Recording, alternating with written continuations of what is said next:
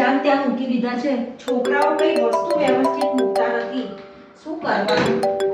પોતાની જગ્યા પર તો મૂકવું જોઈએ.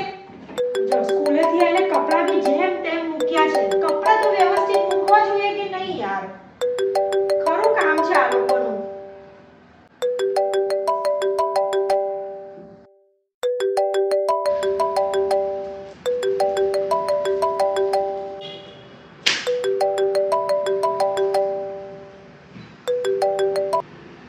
વાત કરવી જ ન હોય તો આ લોકો ફોન કરતા કેમ હશે? ક્યારની રિંગ વાગે છે તો ફોન આપવા નથી આવતું.